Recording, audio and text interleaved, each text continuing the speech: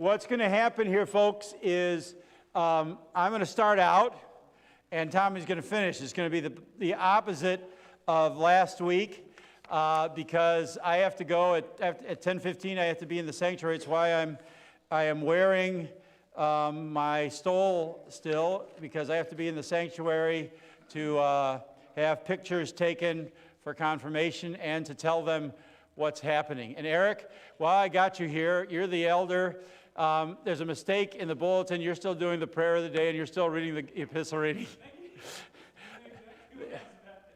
You know, well, because Sue said to me, okay, which way did you want it? I said, well, it's probably an old copy that I worked off of. I didn't even notice that was that way. So don't worry, you're still working today.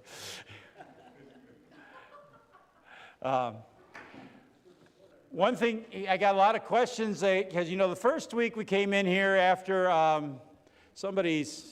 whose funeral? Bruce's funeral, and we kept all the tables up. And then the next week you came back and the chairs were up. It's not because any of you complained.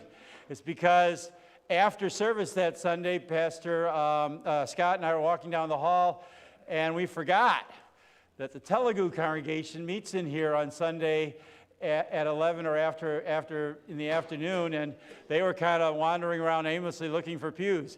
So we decided, hey, we got to remember we're being good hosts, and so that's why the pews are back. If you were wondering what that was, I don't think Tommy knew the story last week, but I got all sorts of questions after. So a lot of people complained. I said, no, nobody complained,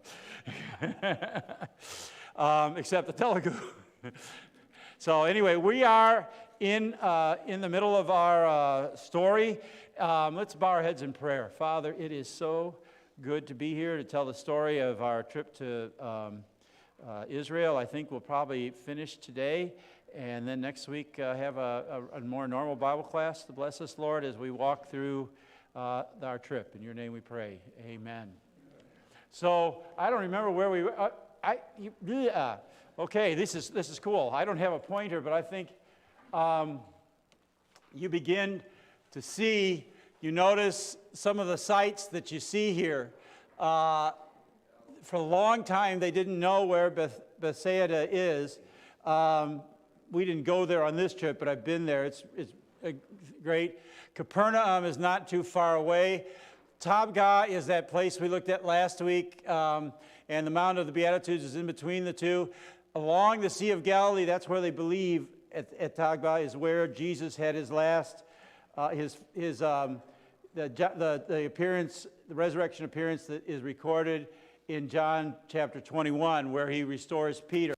But it's also there, it's believed it's there where he fed the 5,000 with a few loaves of bread and a couple of fish. Tiberias is down below that, and Tiberias was named for one of the Caesars. It is a Greek settlement. It was a Greek-Roman settlement. It was a Hellenist. We actually stayed there, but it would have been a place that Herod would have frequented, and that a lot of Jewish mothers would not have let their children go there because of the pagan practices of the Romans and the Greeks. And the other thing you need to know about, I always tell people this, that you all know who Paul Meyer is. Any of you know who Paul Meyer was? He was, his father was the first speaker of the Lutheran Hour, Walter Meyer, and Paul is a professor of early church history at the University,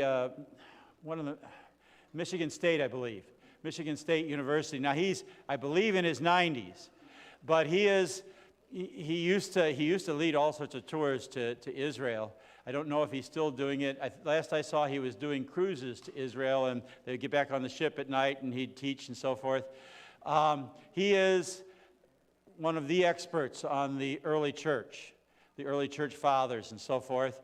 He's also the expert on which sites are authentic in Israel. And on a scale of 1 to 10, I think I've told you that, Meyer gives only one site a 10. And that's the Sea of Galilee. We know it's the Sea of Galilee. It's changed some because Bethsaida was a fishing village, but now it's farther away from the lake. So that, lakes do that. They change and grow and so forth than they do. But you'll notice that Cana is over there in Nazareth. That looks a lot farther away than it is. You've got to remember that Israel, top to bottom, from Dan to Beersheba, is, maybe 150 miles, top to bottom. Galilee is this little, it's like being in Connecticut, okay, or Rhode Island, if you want to picture something similar. But anyway, you see those demographics there that kind of look like a mountaintop? That would probably be the Golan Heights today, which when Tommy was showing you Caesarea Philippi, that's up on the Golan Heights. Back before the 67 war, it was controlled by the Syrians, and because it towers over Israel, that's why they will not give the Golan Heights back ever, because the Arabs were raining missiles down on them from the heights. And so, it's like any war. When you control the high places, you control things. And so that's why Israel took it, and it's why they will never give it back to Lebanon or Syria. I forget where we were. Does anybody remember where we were? We left the Yakuts and we're going to the... Oh, that's where the Sea of Galilee is, yeah. Okay, yeah, and I just want to, as soon as Jonathan's ready, one of the things that people who sail on the Sea of Galilee will tell you is it's a lake, really. It's kind of funny we call it a sea, okay? But they would tell you, the people that do boats on it, that when the cool air off the lake, or the warm air, I forget which was off the lake, and the air off the Mediterranean comes in off the mountains and hits it just right, you get very vicious storms on the Sea of Galilee. So when the disciples are terrified about in the boat, they have reason to be terrified because A, they've lived on that lake all their lives. They know what a storm on that lake is like. Some of them have been fishermen on that lake, and they cannot believe it when Jesus is sleeping in the back of the boat. What's wrong with you? Wake up. Don't you see we're dying? We must have gone across close to sunset. We were on the boat. We were on the boat. Yeah, we didn't get off on the other side, did we? No. Okay, this is the first time that hadn't happened for me. Since it's the Sea of Galilee, somewhere over there is, on that other side of the sea, is where Jesus healed the demoniac, the one with a legion of demons in him and so forth. The other side of the Sea of Galilee was very much Hellenist. That's where, when you hear the scriptures talk about the Decapolis or the 10 cities, that's over on that side, and that's and below. And that's where we went to Beth Shean, which was the Greek city. Go ahead to the next one. I took a picture of this. I thought, nobody agreed with me, but I thought this would be cool. This is in a church behind the, in Magdala, looking out over the Sea of Galilee, and their altar is a fisherman's boat. And I thought, wouldn't that be cool to have an altar at Fishers of Men in the shape of a boat? It's a beautiful, beautiful church. I went in there the last day and took pictures of it. The cross comes up out of the stern like a sail. I think the preacher preaches from the boat. It's a Catholic sanctuary, but I just thought, wow, that's so cool. But I'll challenge Jerry and others to build an altar in the shape of a ship. Nobody else on the tour agreed with me on that. So anyway, I'll show you the next. It's tradition you go on a boat on the Sea of Galilee. Now, I should have put in here because we didn't stop to see it. There is at one of the what do they call those places? Kibbutz is on the Sea of Galilee. They have a museum where it's where we got on to our boat. But in the museum, we didn't go in there, and I wish we would have, there is a first century boat that they found one year when the Sea of Galilee was way down back in the 60s. They found this boat stuck in the mud It's from like me to Ron here in size and not very wide. It's the kind of boat they used fishing. It's an authentic boat. They've dated it from them. It's been in the mud, sunk, and so forth. And they use special techniques to keep it wet and to float it down to where they could preserve it and everything else. And now it's in the Sea of Galilee. But when you see that thing and you think of 12 people and Jesus being in that together, and then you wonder how in the world, where did he have room to lay down and sleep? Except that's another reason why I really do believe that most of the disciples are teenagers, not grown men. I still say that I think Peter's the only grown man in the group, over 21. But anyway, it's tradition. As soon as they got on the boat, they pulled out an American flag, which doesn't show up on here, and they played the national anthem, and then they found out that we were Texans. And they went and they got a Texas flag, which I might point out is bigger than the Israeli flag. And we sang, I think, the Yellow Rose of Texas, anyway.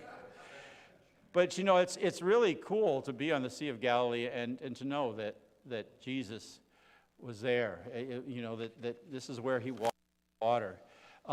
Did anybody have anything else they wanted to say from the trip about the Sea of Galilee? Okay.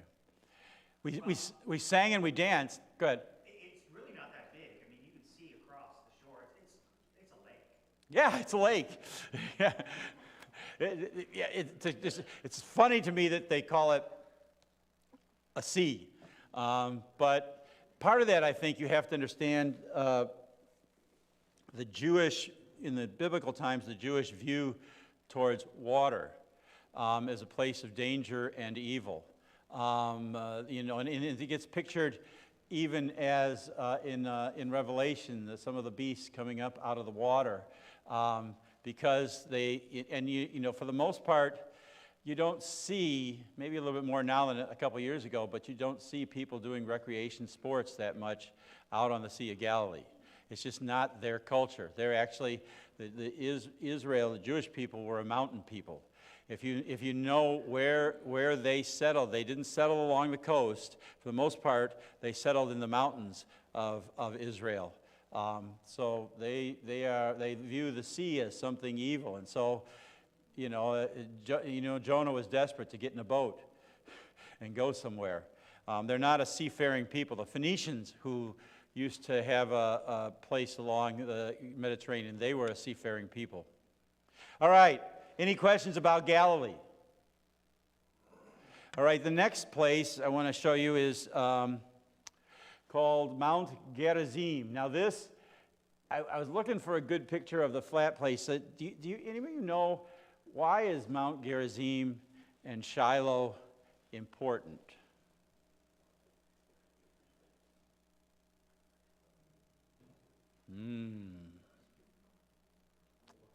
Hold on, I'll Google it. Do you remember the woman at the well with Jesus? And she's having a conversation with Jesus, and when he gets too close for comfort by saying, the man you're living with is not your husband. In fact, he's not even your first husband, it's your fifth one. And so she changes the subject. Talks about where's the right place to worship. And she says, you Jews say that Jerusalem is the right place to worship, but we Samaritans say it's this mountain, Mount Gerizim. And there's a reason why the Samaritans, who were kind of, how would you say it? People who were left after the exile, because in the exile to Babylon, the Babylonians only took the best and smartest, and the rest they left behind. And they intermarried, so they're not really fully Jewish. And there's still Samaritan communities around. There's still those who are Samaritans. They said Mount Gerizim is where we should worship, and there's a reason why they said that. When Moses and them, and when Joshua and them entered the promised land, And after they had conquered, I believe it was after they conquered the land, they set up the tabernacle here. And it stays here until King David. So 400 or 500 or 600 years. I don't know how much is in there. Huh? 397 years.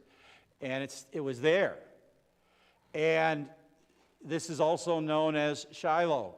So as you read in the Old Testament and you run across Shiloh, it's on top of Mount Gerizim, and it's right here.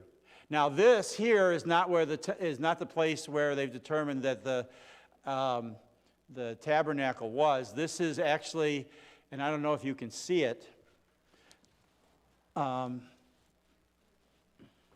if you can, there's a circular wall back there. This is where a church was.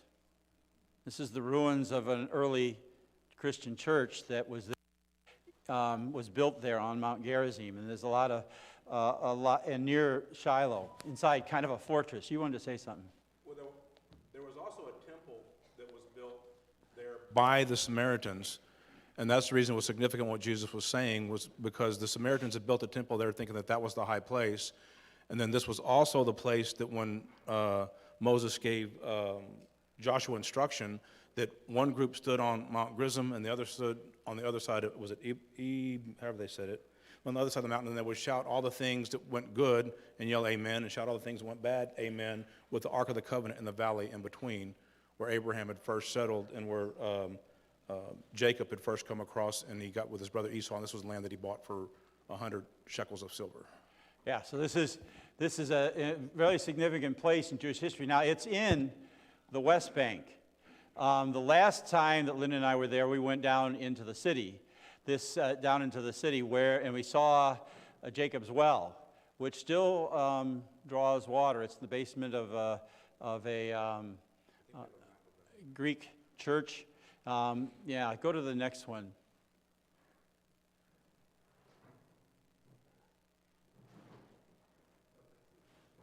Okay. There's, let's see, where are we? The city is down there. Well, it's hard to tell. You can see where the two places are. The pictures we were just looking at is Shiloh, and then the other on the other side, and in between is this Greek city, or this Arab city. It's controlled by the Palestinians, and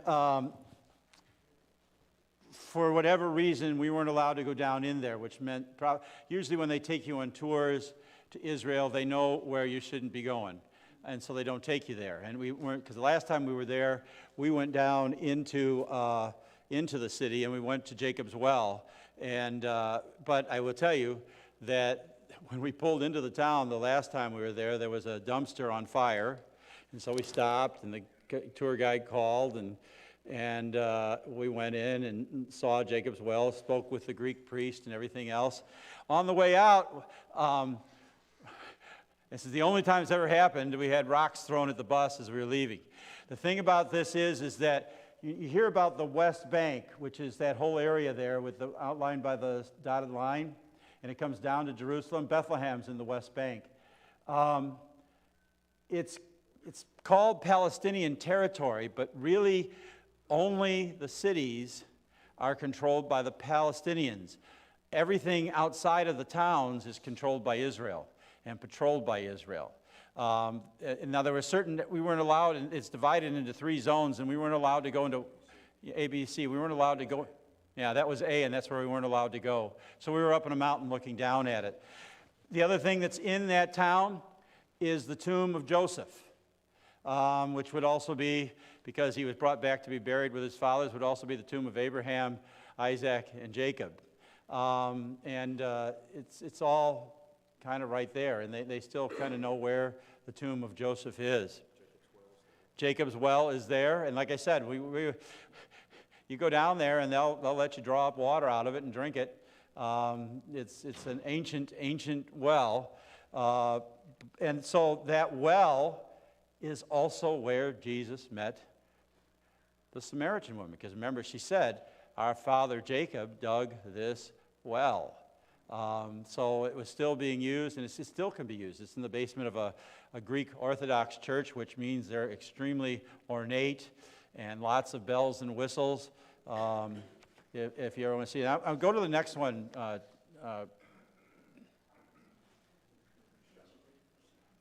Yeah, go to the next one. Okay. I wish we could have taken a video of this, or that they had one to sell it. They took us into a building, and it's a 3D presentation where they show you all the parts of the tabernacle with what do we call it? What kind of? It's a hologram. Yeah, a hologram. And so you have things coming out of the sky and out of the sides and everywhere else, and the fires go up. But this was the tent of the tabernacle that they carried throughout the desert. Once they got into Shiloh, they took the tent of the tabernacle, set it up here, and then after that built a permanent place for it. And this is the story of how that happened on Shiloh. And they also, again, like they said, the only thing got a 10 out of 10 was the Dead Sea, but they have found written proof here that this was one of the places that happened. Yeah. So when David decides that Jerusalem is going to be his capital, and you got to remember that Jerusalem, until David, did not belong to Israel. It belonged to the Jebusites? Jebusites. And they kind of laughed at David. We're not going to let you in here. Well, David conquered the city of Jerusalem and decided to make it his capital. It's the highest point in Israel. It's, you always, in the Bible, you always go up to Jerusalem and down into Egypt. And they use that kind of language. Well, when David brings the ark and the tabernacle to Jerusalem, he brings it from here, okay? And it's a little bit of a journey. And if you can think about it, it got part way, and then it started to stumble, and the one guy reached out his hand and grabbed it and was instantly killed, which made David mad at God for doing that. But the guy, and you think, well, why is God doing that? Well, Israel has a history of abusing the ark. And these guys were trained in how the ark was supposed to be treated. It was not to ride on a cart. It was to be carried on poles by 6 priests. And the guy who got killed knew better than what he was doing, because he was one of the people in charge of taking care for it. And so it's not that God is being unfair, maybe harsh, but not that he's being unfair, because they're again, and so David leaves it there for a while. But apparently he goes back and studies, because then they carry it into Jerusalem the right way, and dancing before, and I love this, every 6 feet they stop and sacrifice a bull. Can you imagine how long that took to get into Jerusalem? And so anyway, that's a segue. I'm gonna leave you to it now, sir. Hopefully we'll finish today, but you're heading into the Holy City. That's all one thing. Yeah, okay. So anyway, I'm gonna go, because I gotta go take pictures and ruin the camera with the confirmands. Huh? Can I have your message? Yes, you can. My leg went to sleep. Your leg went to sleep? Well, that's what happens when you turn 60. Oh, man. For those of you who missed it, we sang him happy birthday earlier. Whoops. Oh, he left me his notes, too. That'll work. I don't have any notes. It's just pictures of the... Oh, a bunch of blank lines. That's okay. So from here, we traveled back into the city of Jerusalem and went to the Mount of Olives. And I'm going to probably mix some things up here, because Mount of Olives, Mount Zion, everything in that area of Jerusalem all started kind of coming together for me, as far as it seemed like one place. But when we got to the Mount of Olives, if we go to the next slide, let's see. Oh, go back one more. I'm sorry. Okay, so right there, what you're looking at is I think we're on top of Mount Zion there. I'm not positive, but I think we're on top of Mount Zion in that photo right there. And you see all that white kind of down below us before the temple on the far back side?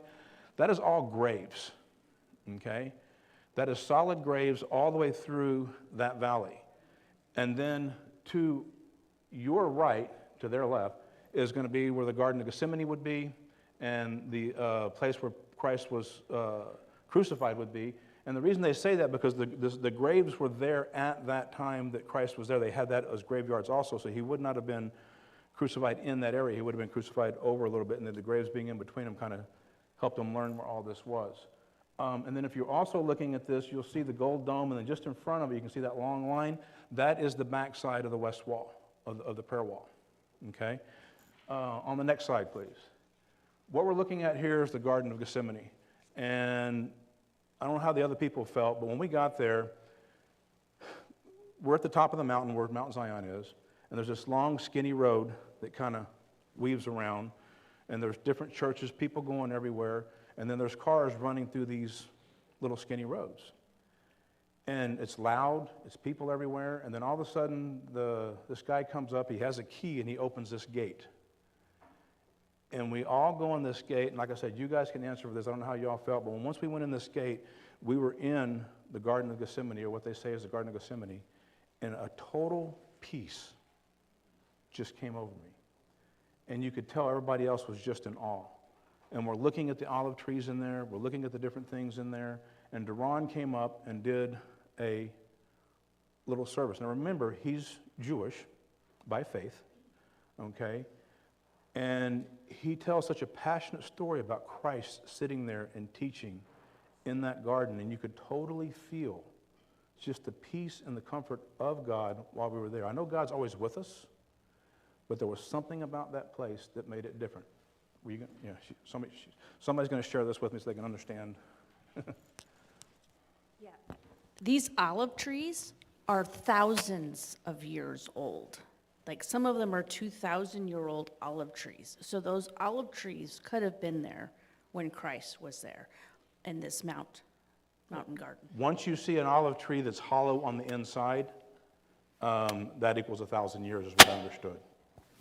Was that you? Was that me? Anyway. So he told this, we went in there and we did this thing, and then Pastor got up and he did a service. I will tell you that was probably one of the highlights of being there for me, was being within that garden, feeling the comfort of that garden. And again, I know Christ is always with us, but I've never felt a better closeness than right there in that area. What all happened here on the Mount of Olives? Man, a whole lot. This is where Jesus went up and prayed before he was betrayed, okay? And the thing that kept coming to my mind when we were up there is you have this valley that goes like this, and it goes back up to Jerusalem, okay? And so then we're up on this side of the valley. So while it's not that far, and you can see right across, the journey itself is going like most of you went to school, the older people, uphill both ways. So, but the journey going there is all the way through that valley and back up. And then in the bottom of that valley, when we were there, they had a group of women who were harvesting the olives from the olive trees. They had these blankets around. They were doing it old-fashioned. They had their aprons out, and they would catch them in their aprons. Those olives they take and they process them. They use that oil to burn the lamps with all the churches in the other places in that area. This is also where he was betrayed before his crucifixion, is in the Mount of Olives and near the Garden of Gethsemane. Again, it was a real surreal place. Looking how steep the bank was that he had to walk down and walk back up, which I think we're going to go to that in a minute, but yeah, that was just, it was eye-opening for me. I don't know if you guys have anything that y'all would like to add to that as far as, Mary Foy, you want? It was just so peaceful, and although it wasn't that big, you could see little corners where you could go off by yourself and pray, and you could just envision where Jesus went to pray, and the disciples fell asleep, and all those things. So yeah, what she said was, for people who were listening on there, it was so peaceful that you could find a little corner to go pray. It was not very large. I mean, I don't think it was even as big as this whole building right here when you're in that little garden area. But the fact that we were able to get in there and be on our own was just amazing. This is, like she said, where God went to pray, or Jesus went to go pray, where the disciples fell asleep. I mean, and that's, all these things are going through your head. Like, this is where, all these people appeared before them while they were in there. But you can understand in your heart how it happens when you're in there and you see and you feel all of that. This is also the area where Jesus ascended into heaven. So, like I said, when you're on the Mount of Olives, there was a whole lot going on in there, and it's just the most peaceful place that I've ever been personally. And that's just them walking through there. The next, City of David. Today you have the city of Bethlehem. If you remember last week, I told you, or the week before possibly, that when they go through and they build anything, they have to do a little seismograph, whatever they call it first. Well, this is one of those places where they had built shops up on top of this, and it's just outside the walls of Bethlehem. Okay? Outside the walls of Jerusalem. Jerusalem, I'm sorry. My bad. Jerusalem, that's what I meant to say anyway. But yeah, outside the walls of Jerusalem. And so we're walking underneath these buildings, and what they uncovered here is what they believe was David's original home in the original area. And if we go to the next slide, this would have been at the top of David's home, and where you're looking down, where those little white deals are, that would have been Bathsheba's home. So this would have been David's view of Bathsheba whenever he made all his bad decisions. Okay? So that was kind of surreal. But again, everything is together there. You know, we always think about everything so far apart, but everything was really together when we got in there. This is just outside of the, let's see, north wall of Jerusalem. Okay, and it's actually, you walk outside the wall, you go down, 200 yards, and then you go down underneath, and this is where this area is located. So, you know, if we were to come back up, we went to our right, and we went straight into where the prayer wall was. Anybody else have any questions on that? We're going to get through this quicker than I thought. So anyway, they're still excavating that. There wasn't a whole lot of, just that was where he saw Bathsheba at. Next we go into Bethlehem. Really big doors.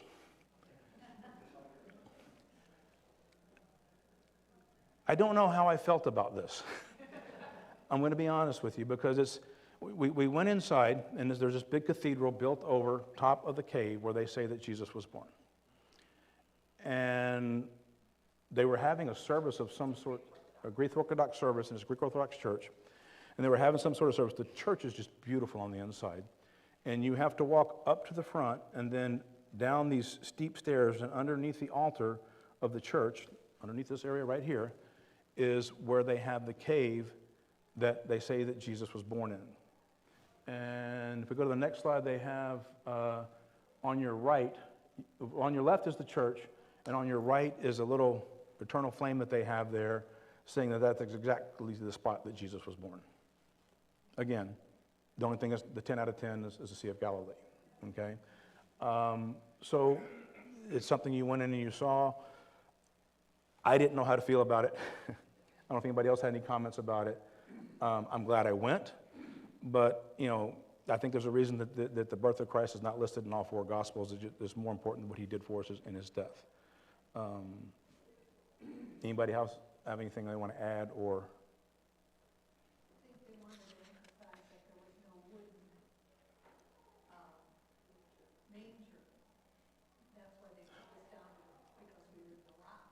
Yeah, like she said, the wooden manger thing, this puts it completely out of context. There was no wooden manger. It was a piece of concrete that would actually hold water that they could have watered the animals out of. So he was not laying in a comfortable little wooden basket. He was laying in a very uncomfortable piece of rock.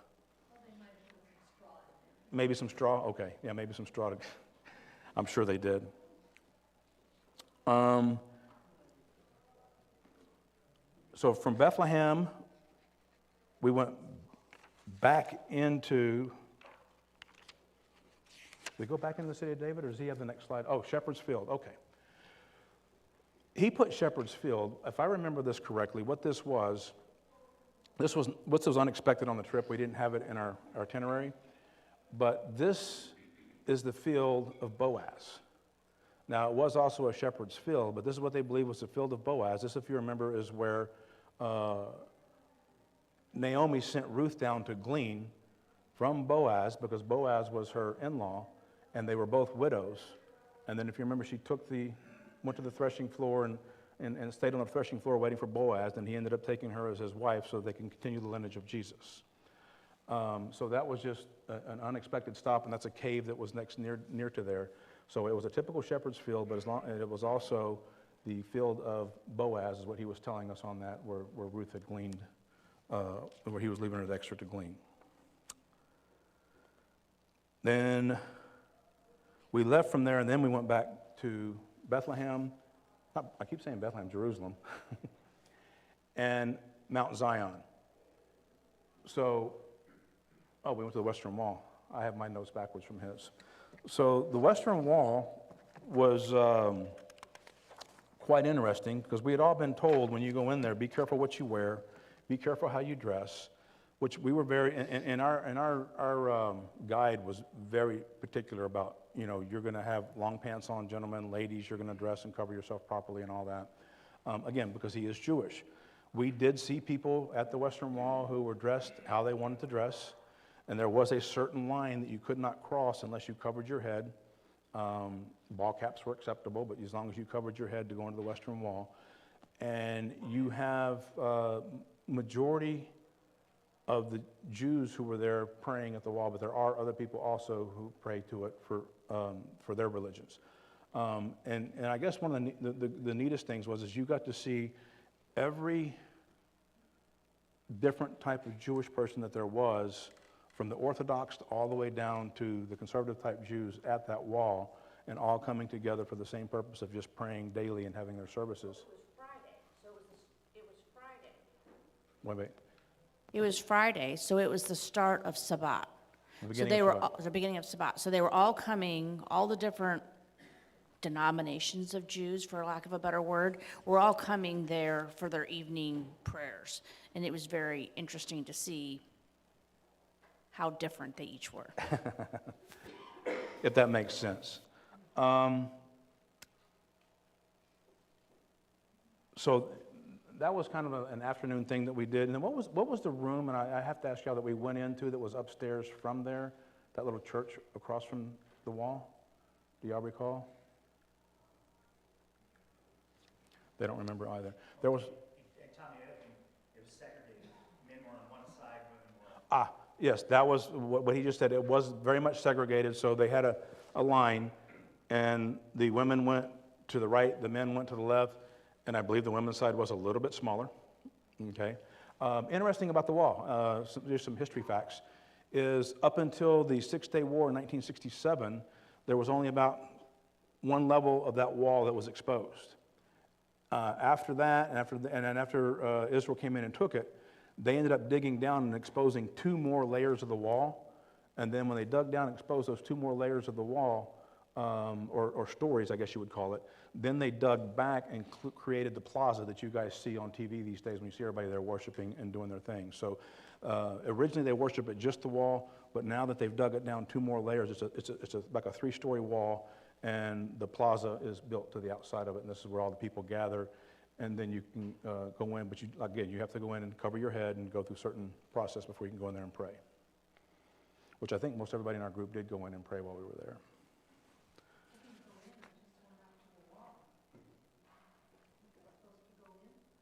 What did she say? I said, when I was there, I just went up to the wall and put my hand on it. Oh. No, there was no in. Yeah. We're good. But yeah, to the wall. We didn't go into anything. We just went up to the wall, but there was a roped off area of what I meant by going in. They do have a room off to the left. I did not ask what that room is. Do you know what the room is off to the left? Right in there. Oh, okay. And there were Hasidic Jews praying. There were scrolls in there, and they were picking up the scrolls and looking at them praying. All the rabbis were going in there. We didn't follow them. Yeah, when they came in their beaver hats and their beaver coats and all that stuff, we were just kind of intimidated and go. There were hats that were probably, Some of their hats were probably 2 feet tall. I mean, it was crazy.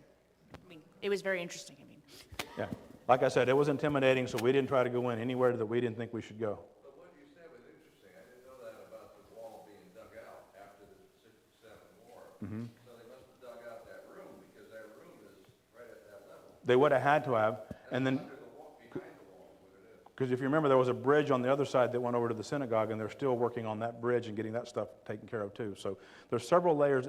That's the thing about when you're in Israel, they're constantly excavating and digging and going through things. I was reading an article yesterday about where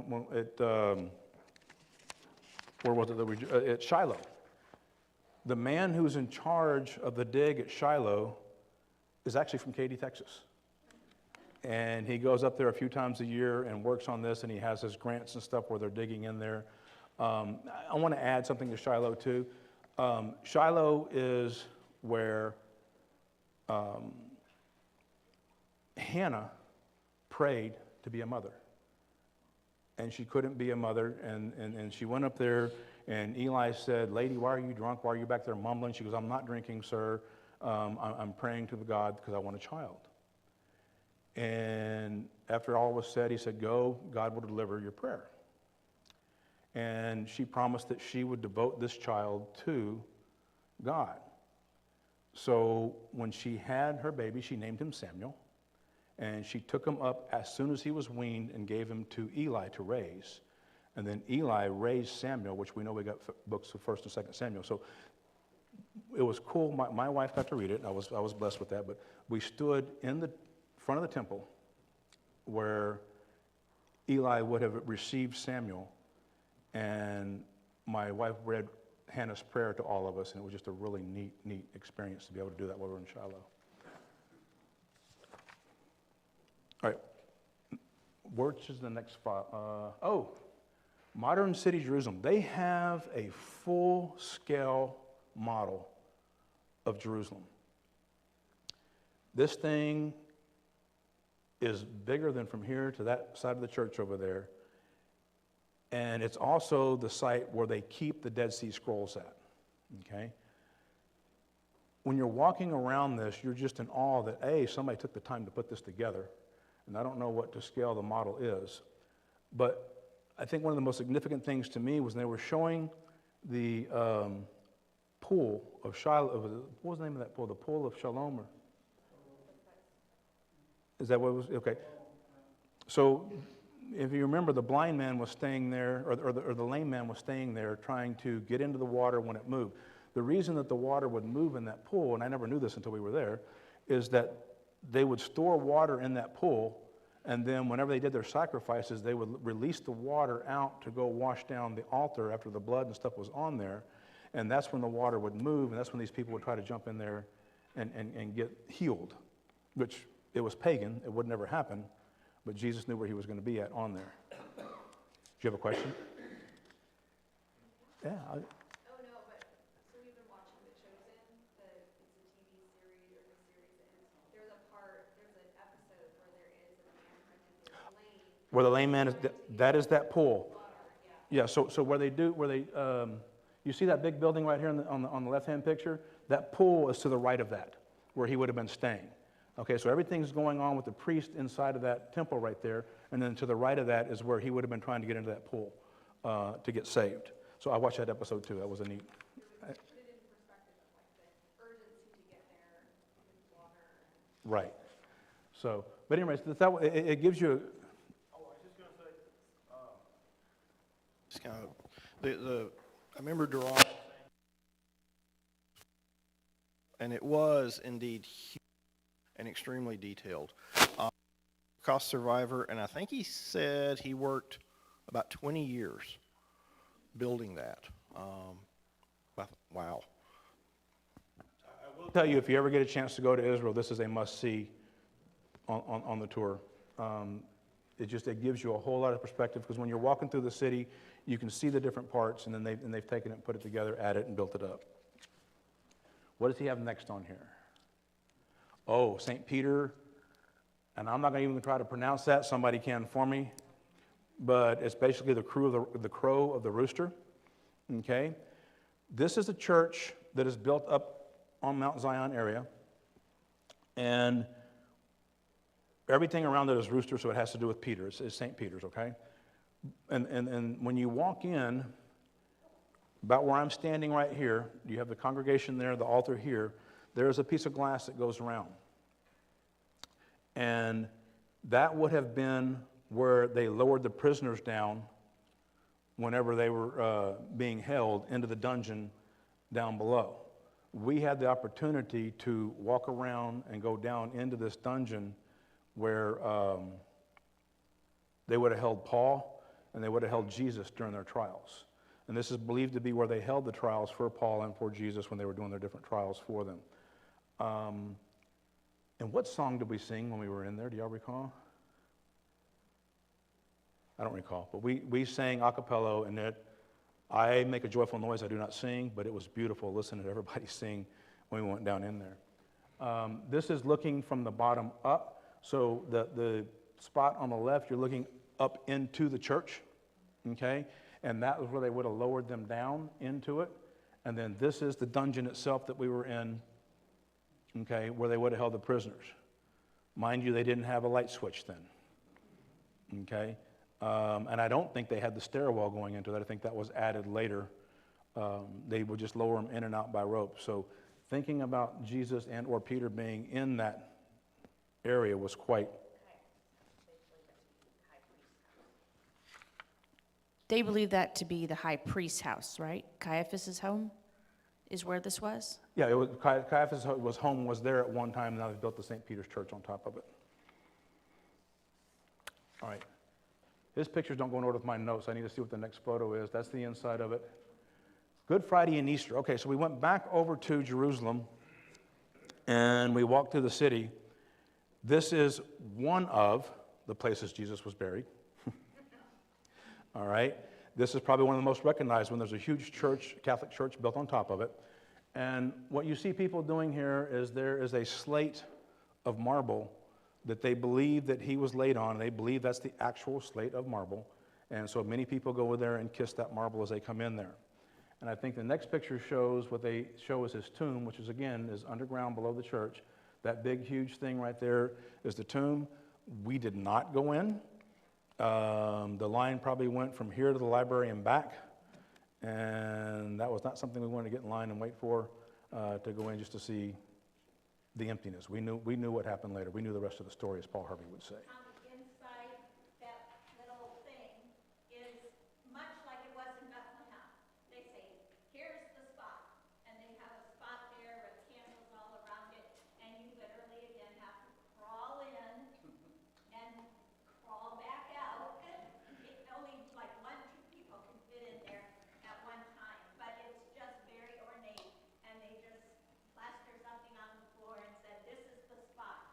So for those at home who couldn't hear what Wayne Braun just said, is that this is much like when we were in Bethlehem. I wouldn't have known what to think about it because you walk into a small hole. In there, somebody's marked a spot. They have candles. They say, this is it. This is where Jesus was buried. And only 2 people can go in at a time, and they got to come back out. Again, we don't know. This is what they claim. We know he was buried in the area. Hopefully we'll show it in a minute, but we did go to a second tomb up above Gethsemane that looked more realistic to me, but that was my opinion. I don't remember what this building was that we walked in. This is in the middle of the city of Jerusalem, and it was some sort of aqua system where they had the water come in and out. This was a first century road or plaza area, and there was a Catholic church or monastery on top. Maybe it's a nunnery, sisters of something. But this is a plaza that was first century, could have been a place where Jesus was flogged.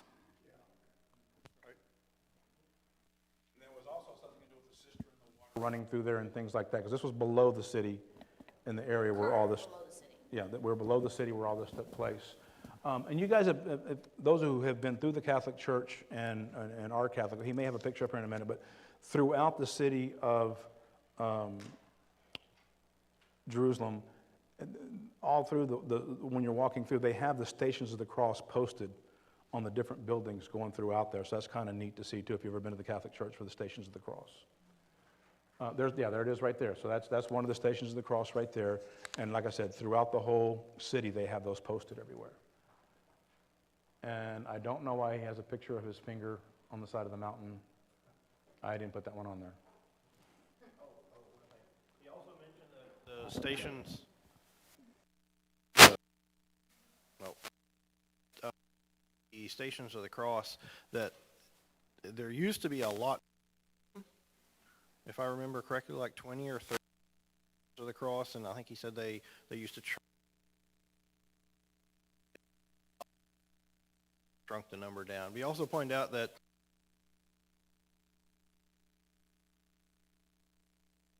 them praying and everything, he said the actual location of where that would have happened was about 37. That one picture, you know, everything over there had been built, destroyed, and rebuilt. There was an earthquake, so there was more destruction, and they rebuilt on top of it. So it's like a layer cake, and so I don't know. I just thought that was interesting. Yeah.